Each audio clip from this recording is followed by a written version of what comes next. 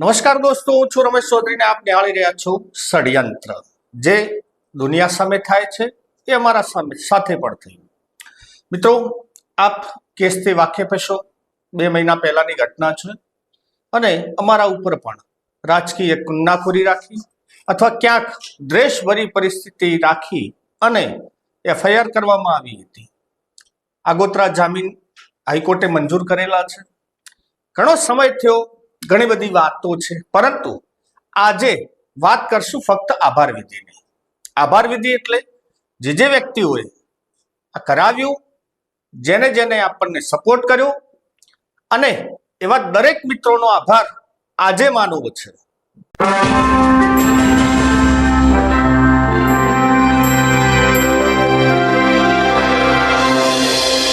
તો મિત્રો, પ્રથમ વાત કરીએ એવા વ્યક્તિઓનો આભાર કે જે આવી અજ્ઞાતવાસ દરમિયાન આવી કપરી પરિસ્થિતિમાં જેમને મને સપોર્ટ આપ્યો.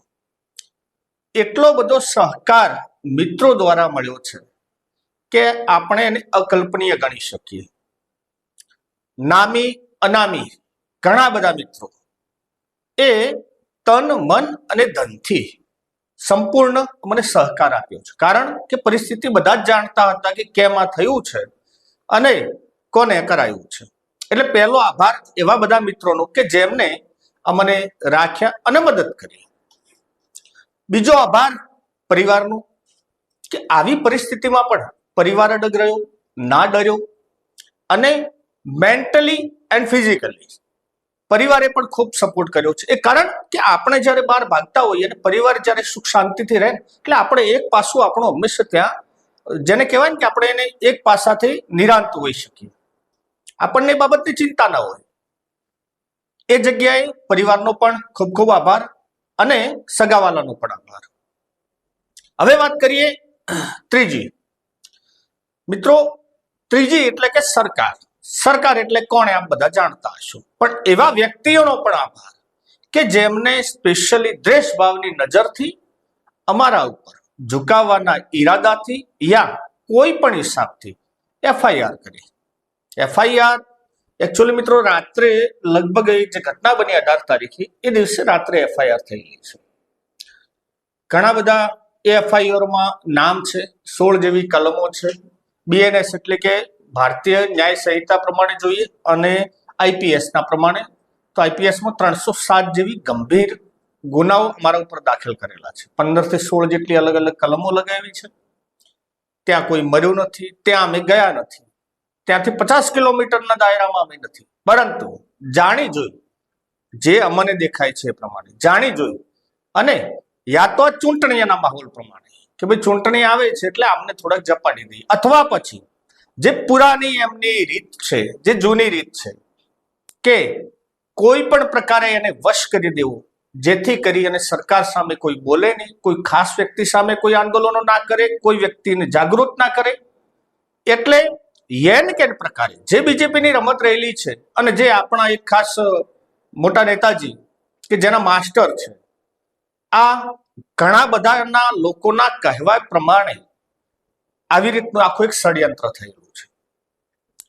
આશય શું હોય? આશય એ જ હોય મિત્રો કે યા તો તમે બોલતા બંધ થઈ જાઓ. છેલ્લા 2 મહિનાના અજ્ઞાતવાસ દરમિયાન મારા જોડે બધી જ સગવડ હતી. ઘણી બધી એવી સગવડો હતી કે હું લાઈવ થઈ શકતો હતો, અને કદાચ અમુક બાબતો સુધી પણ સરકાર અમારા સુધી ના પહોંચી શકી હોત. પરંતુ નાહકને જે પોલીસના સાથી મિત્રો છે એમને પણ દોડાદોડી થાત અને કદાચ કોઈ કેસમાં કોઈ ખોટી વસ્તુ આવત, માટે 2 મહિના અમે બોલતા નહોતા. આશય ચૂંટણીમાં અમે એમને નડશું એ હોય, કે પછી મેં પહેલા પણ કીધું એમ કે એવી રીતના પ્રેશરથી એમને દબાઈ દેવામાં આવે કે જીવનમાં ક્યારે આ બાબતોમાં કોઈ વ્યક્તિ આગળ ના આવે. અમે તો ના આવીએ, પણ અમારું જોઈને બીજા પણ ના આવે.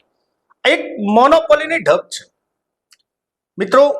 સમાજવાદ હું આજે અને પહેલા પણ કહેતો આવ્યો છું કે મેં ક્યારે પણ મારી સમાજનો તો કદાચ હું વાત કરી શકું છું, પરંતુ બીજી કોઈ પણ સમાજની મેં ક્યારેય ટીકા જાહેર કે ખાનગીમાં અથવા કોઈ વિડીયોમાં મેં નથી લીધું. હું થોડોક આનાથી પર વ્યક્તિ છું. મારા માટે બધા જ સરખા છે.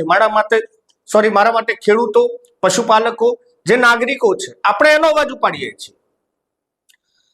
ચૌધરી સમાજની વાત કરીએ તો આના પહેલા પણ 14 વ્યક્તિઓ ઉપર મેટર બનેલી હતી અને એમાં પણ ખૂબ રાજકીય કિન્નાખોરી રાખી અને એમને દબાઈ દેવાનો પ્રયત્ન કરવામાં આવ્યો. એટલા એમના ઉપર ત્રાસ ગુજાર્યો હતો કે એનું જોઈ અને બીજા કોઈ સમાજના છોકરા આમના સામે બંડ પોકારવાની હિંમત ના કરે. એમને તો બંડે નતું પોકાર્યું, પરંતુ એક બીજા વ્યક્તિના હાથા હતા એવું કહી અથવા કોઈ બીજી વ્યક્તિ મોટો ન થવો જોઈએ ટાર્ગેટ રાખી અને આખા જેને કહેવાય ને જે યુવાનોને કચડી નાખવાનો પ્રયત્ન કર્યો હતો. આ પણ આ જગ્યાએ સેમ ટુ સેમ આવું કરવામાં આવે છે. ફરક એટલો રહ્યો છે કે યા સરકાર યા પોલીસના સાથી મિત્રો એમનો આભાર કે ભાઈ અમને પકડવાના પ્રયત્ન ના કર્યા હોય અથવા ઓછા કર્યા હોય, યા પછી મારા મિત્રોનો આભાર કે અમે પકડાના નથી અને કાયદેસરની લડતથી હાઈકોર્ટમાં આપણે જામીન મેળવેલા છે. નવી પરિસ્થિતિ મુજબ જે આવશે એ ન્યાય પ્રણાલિકાના મુજબ ચાલશે. બીજું મિત્રો, ઘણું બધું કેવું છે આમ સમાજમાં હું ઘણી વખત અમુક વાતો બોલતો નથી, પરંતુ એવું પણ કેવું છે કે અત્યારે જો અમુક વાત કરશું ને તો કોઈકના અંદર ભાગલા પાડવાનું અને સંગઠિત કોઈ થતું હશે તોય પણ નહીં થાય. એટલે નામજોગ ઉલ્લેખ કરતો નથી, પરંતુ સત્ય એ બોલાશે. કડવું છે, ઝેર જેવું છે, પરંતુ બોલવું અમારી ફરજ છે, મારા સંસ્કાર છે. આંજણા તરીકે હું ના બોલું તો કોણ બોલે? તમે ઘણા બધા મેં પેલા વિડીયો પણ જોયા હતા, એક મારા સાથી મિત્રનો પણ વિડીયો હતો અને એમને નામજોગ કીધેલું હતું, એટલે હું પણ નામજોગ ઉલ્લેખ કરું છું. કઈ મારે પર્સનલ દુશ્મનાવટ નથી, પરંતુ એમના કહેવા પ્રમાણે કે સાહેબ રાતે 4 વાગ્યા સુધી સૂતા નથી, તમને ખૂબ હેલ્પ કરી છે સાહેબો, એટલે આપણે જીવીએ છીએ. આ બધી એમની વાહવાઈ, ચાપલુસી કરતા. મિત્રો સત્ય કહું, મદદ કરી ના કરી હું જોવા ગયો નથી અથવા મારા કોઈ સાથી મિત્રો જોવા ગયા નથી, પરંતુ કેવી રીતની મદદ, શું મદદમાં એમને શું કર્યું? વકીલોની ફી ભરી. જે આ ભાગતા ફરતા હતા, જેમને આર્થિક, શારીરિક યા માનસિક જે ટોર્ચરો થયા, શું એમાં કોઈ મદદ કરી? વકીલોની ફી નથી ભરી તો બીજા કોઈ ખર્ચા આપ્યા છે કે પછી એવા કોઈ કાનૂની સલાહ આપી છે? ના મિત્રો, કશું જ આપ્યું નથી. આમાં લુખ્ખા લાડ જે આ ચોપલાશકારોની વાત કરું છું કે જે નીકળી પડ્યા, સાહેબે આમ કર્યું તેમ કર્યું, સાહેબના માણસો ત્યાં પહોંચી ગયા. સાહેબના પણ માણસો પણ એવા કે રાયનો પહાડ કરીને દર્શાવે છે, કામ કર્યું હતું તેમ કર્યું હતું. મિત્રો એ દિવસે પોલીસ એક અધિકારીના પણ કહેવા મુજબ, અને એમનો મીડિયામાં બયાન છે કે 30-35 ને અટકાયત કરી હતી. એ અટકાયત નથી, ફક્ત 2 કે 3 જણા અંદર રાખ્યા, બીજા બધાને છોડ્યા હતા. કેમ રાખ્યા હતા? જે છોડ્યા એમના ઉપર એફઆઈઆર નથી. જે વ્યક્તિઓ ત્યાં હાજર હતા, ઘણા બધા એમના ખાસ માણસોમાં, કારણ કે રાતના જે મોડા એફઆઈઆર કરી, રાતની મોડી રાતે, એમાં જોડે રહી કોને કોને લેવા અને કોને કોને દૂર કરવા આ ષડયંત્ર એમના ચાપલુસકારોએ કર્યું છે. એ કદાચ સાહેબને ખબર હોય કે ના હોય, હશે તો એમના ઈશારે થયું છે, અને ના હોય તો તમારાથી ઉપરવટ જઈને એમના ચાપલુસકારોએ કર્યું છે. એમના જ માણસોની જયારે ગાડી તૂટી છે, એમના ઉપર એફઆઈઆર કેમ નહીં? તે સ્થળ ઉપર હતા તાર તો ગાડી તૂટી છે. સમાજના બની બેઠેલા આવા નીકળી પડેલા આગેવાનો જે પોતાની જાતને ફક્ત એટલું જ સમજે છે કે મારા ઉપર એક સાહેબનો હાથ છે એટલે અમે બધા એના રાજા, એમના વ્યક્તિઓના, ચાહિદા વ્યક્તિઓના એમની ગાડીઓ તૂટી છે, એ પોતે હાજર હતા, એમના ઉપર એફઆઈઆર નથી. એફઆઈઆર અમારા ઉપર છે કારણ કે અમે ખુલીને બોલીએ છીએ, કારણ કે અમે જનતાના, ખેડૂતોના પ્રશ્નોને સામે મુદ્દે સરકારને કહીએ છીએ, અને આ અમારો ફરજ છે, આ અમારો હક છે કે પ્રશ્ન હંમેશા સત્તાને હોય, વિરોધ પક્ષને ના હોય. ભાજપ, કોંગ્રેસ તમારે સારું લાગે એ કરો. બીજી વાત, બીજા પણ મિત્રો નીકળી પડ્યા હતા. અમુક જગ્યાએ એવું હોય ને કે પેલું એક આપણે કહાવત છે કે દવ લાગે, દવ એટલે જંગલમાં દાવા ન લાગે. જંગલ જયારે સળગે, દવ લાગે ને કોશી તાકડે. કોશી નામનું એક પક્ષી છે કે જયારે દવ લાગ્યો હોય એટલે ઉડીને આગ હમું જાય, કારણ કે જે જીવાત ઉડતી હોય એને પકડવા માટે. એમ જયારે આવું થાય ને એટલે અમુક મોટા ભાગ થવા માટે, સ્પેશિયલી વેચાવા માટે એમને વેચાવવું છે, એટલા માટે સ્પેશિયલી બહાર આવે છે. ખાલી કોઈકના રહેમ નજર કે ભાઈ અમારા ઉપર રહેમ નજર પડી જાય એટલે અમારી જિંદગી સુખી થઈ જાય, આવા વ્યક્તિઓ નીકળી પડે છે. આખી મેટરમાં ભાજપ કોંગ્રેસ ક્યાંય નતું. આ નકર્યા જેના ઉપર કેસ છે એના માટે આ જે વ્યક્તિઓ કે છે ને, જે અમુક હાવ લુખા કે એમને મદદ કરીને રાતના 4 વાગ્યાથી ઉઠ્યા ને આમ કરી દીધું ને તેમ કરી દીધું ને આ વકીલો રાખ્યા, આ બધું સાહેબ ખોટું. કારણ કે એમાંથી 5 કે 6 વ્યક્તિઓ તો એવા છે જે પોતે એમના જોડે વકીલ રખાયો છે. ઘણાની આર્થિક પરિસ્થિતિ નબળી છે. વકીલોનો પણ પહેલો આભાર કે વકીલોએ વગર જોઈએ કે નહીં અત્યારે નહીં, તમે પેલા બહાર નીકળવાનું કરો, એમને મદદ કરી છે યાર. મારા કેસમાં પણ આમ શું હોય છે કે જ્યારે કોઈ પણ તમારા કાયદાકીય કાનૂનમાં જો આપ અંદર સપડાઈ જાવ તો તમારા વકીલને શોધવાના હોય. મારા કેસમાં થોડું ઉલટું થયું કે વકીલોએ મને શોધ્યો હતો. એ વકીલ નામ સાથે આજ મારે નામ લઉં છું, સુનિલભાઈ અને પ્રિન્સભાઈ. એના સિવાય પણ ઘણા બધા રાત્રે મારા જોડે પેલા ફોનમાં, અત્યારે શું છે બહાર નીકળ્યા પછી ખબર પડી કે એમના મેસેજ આવ્યા હતા, એમના ફોન આવ્યા હતા, એમાંથી 7 એક બીજા વકીલોના પણ આવ્યા હતા જે મદદ કરવાની ઈચ્છા થઈ અથવા એમની આશયથી મને ફોન કર્યા હશે, પરંતુ મારો ફોન નતો લાગતો. તો આ જેનો લાગ્યા એ બંને વકીલોનો આભાર. એના સિવાય હાઈકોર્ટમાં પણ એ વકીલનો આભાર, સુરલિયા સાહેબ, કે સિંગલ રૂપિયો લીધા વગર માનદ સેવા, અરે આવવા જવાના ખર્ચા પણ એમના, એ મદદ એમને કરી છે, માટે એમનો આભાર છે. તો આજે ઘણું બધું આમ તો શું છે અંદરના ઉભરખા એટલા બધા છે ને કે રોકડું આલી જ દેવાની ઈચ્છા થાય છે. પરંતુ તમે જ્યારે સાચાને સાચું અને ખોટાને ખોટું નહીં કહી શકો ને, ત્યારે આ સમાજ અધોગતિના પંથે છે અને જશે. વાહવાહી ચોક્કસ કરવી જોઈએ, કોઈકનું સારું કાર્ય કર્યું હોય તો ચોક્કસ અને વાહવાહી કરવી જોઈએ. પણ જ્યારે ના કર્યું હોય, જ્યારે બે જગ્યાઓના ભાષણમાં એક વખત 200 જણાના આગેવાનોના ટોળામાં એક જગ્યાએ 35-40 વ્યક્તિઓને હાજરીમાં એક સાહેબ એવું બોલેલા હતા કે ગમે એ રીતે રમેશભાઈને તો અમે અરેસ્ટ કરી લઈશું અને જોયા જેવી થશે. હું સાંભળવા નથી ગયો, પરંતુ આગેવાનોના કહેવા મુજબ અને જે 35-40 યુવાનો હતા એમની પણ વાત મુજબ આ વાત કરી રહ્યો છું. કારણ કે હું સોફ્ટ ટાર્ગેટ હતો એમના માટે. હોવું પણ જોઈએ. જ્યારે આપણને પકડાવાની વ્યક્તિઓ વાતો કરે છે, સર્વિસ કરવાની વાતો કરે છે, અને અમુક એવી, હવે ભાષા થોડીક આક્રોશમાં નહીં બદલું, પરંતુ અમુક એવી વ્યક્તિઓ કે જે સ્પેશિયલી વાહવાહી કરવા માટે જન્મી છે. આપણે અભિમન્યુની વાત સાંભળતા હતા કે માના ગર્ભમાં એ કોઠા શીખ્યો હતો. મહાભારતના યુદ્ધની વાત છે. જ્યારે અમુક આ ચોપલાશકારો અને નેતોડીઓ એ માના ગર્ભમાં પગે ઘૂંઘરું બાંધી અને નાચવાના જ એમને અવાજ સાંભળ્યા હશે. બહાર આવીને એ જ કરવાનું છે એમને. એટલે નેતા હોય, અભિનેતા હોય કે કોઈ પણ સમાજનો આગેવાન હોય, જ્યારે ખોટું થતું હોય એના સામે તમે વિરોધ કરવો જોઈએ, અવાજ ઉઠાવવો જોઈએ. અને અમે આજે પણ પહેલા પણ ઉઠાવતા રહ્યા છીએ, આજે પણ ચાલુ રહેશે.